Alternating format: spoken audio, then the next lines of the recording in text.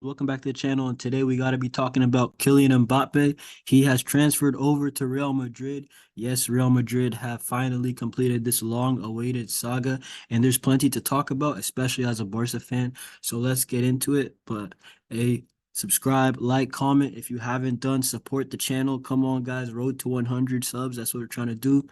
And let's talk about this transfer finally. So Kylian Mbappe, he's got a lot of pressure on him, especially, let's be honest, a subpar Euros. And Kylian Mbappe is considered by many the best player in the world. But in my opinion, let's reflect on his time at PSG real quick.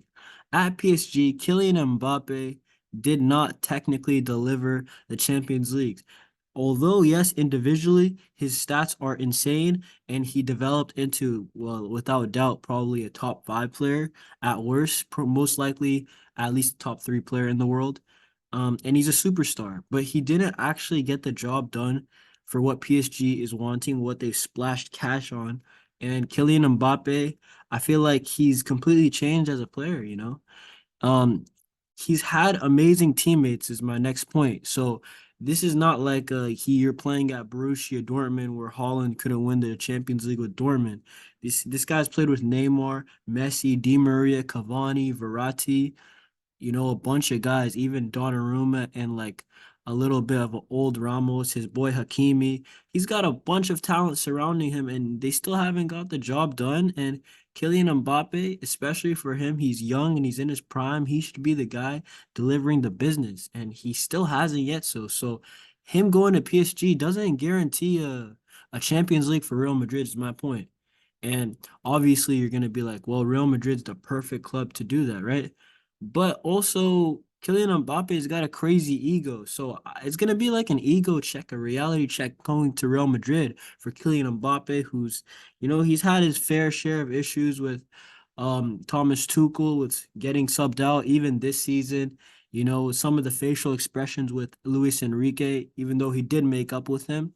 And nobody really knows how him and Pochettino got along either. So Kylian Mbappe, he's got to accept Ancelotti. Ancelotti's a great manager. He's a great manager in general, but he has to buy into the defensive structure. He doesn't really run on defense for such a young player. And look at his physique. It's kind of weird. But Kylian Mbappe recently, he did have a bad Euros. And Kylian Mbappe, what I do not like of recently in his game is that he's starting to be a final action player. And in my opinion, in 2018, he wasn't really that final action player. He was a winger that would get the ball seven, eight, nine times a game out wide, beat you, put it across, or he would get close to goal, maybe cut it and shoot. And he would make so many runs in behind. He was literally a nuisance in 2018. I remember against Argentina, bro, this guy was causing people headaches, bro. And now when you see like the Champions League and then the Euros, the Champions League semifinal, and even against us for the most part, against Dortmund, he didn't do anything. Like, let's be honest, like he's not Erling Haaland. He has so much talent to be able to, maneuver and create and do a bunch of skillful things on the pitch, but it seems like he's so fixated on with scoring goals. So overall game has, in my opinion, is somewhat decreased. But Ancelotti, let's be honest, he's the perfect manager to get him there. And this guy is the guy that Real Madrid fans will be comparing him to, which is a tough task for Kylian Mbappe. There's a bunch of pressure on him. There's a bunch of expectation, but you chose to go to Real Madrid. This is not PSG, where PSG they keep recycling superstars and it looks like a circus at times. Real Madrid, he might get a pass his first year, but within 2 years, he's not going to get a pass. So Real Madrid, they're putting pressure on Kylian Mbappe. Mbappe, let's be honest, he does need Real Madrid in terms of winning the Champions League, in terms of winning the Ballon d'Or and major honors to become a legend that is recognized by everybody. So with Kylian Mbappe, I'm going to say, let's be honest, let's talk about the Real Madrid side from their club perspective. This is a great signing. Technically a free transfer, you know, facilitated by Florentino Perez, but there's gonna be a big signing on bonus. There's gonna be a lot of other fees, agent fees. So I heard it can rise up to all the way to like 150 or something million. Who knows if he gets a share of the player sales of the Real Madrid shirts that says Mbappe on it.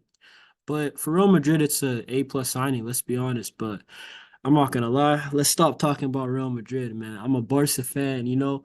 Let's get into it. Yao Laporta, how are you gonna respond? They have just signed Kylian Mbappe. You also got that youngster Endrick. We missed out on Guler, you know. So I'm saying, how are we gonna respond? I'm saying we need at least 3 to 4 signings. It's not fear that we see in Real Madrid. It's just that we need to be better. Like we need to be competing against them and we need to ultimately be beating them. So we need 3 to 4 signings, in my opinion. In my opinion, we got a bunch of talent. Just get the profiles that we're missing. A ball-winning midfielder or number 6, whichever one Hansi Flick decides on, and get Nico Williams, get a winger, and then the next 2 signings, I would say probably a fullback, whether it's Cancelo or Frimpong. That's yet to be decided. And then, in my opinion, let's get a striker, man. But that's it for today. That was my opinions as a Barca fan reacting to Real Madrid signing Kylian Mbappe and his presentation, which looked cool. But nonetheless, like, comment, subscribe, and support the channel. Road to 100 continues. Peace.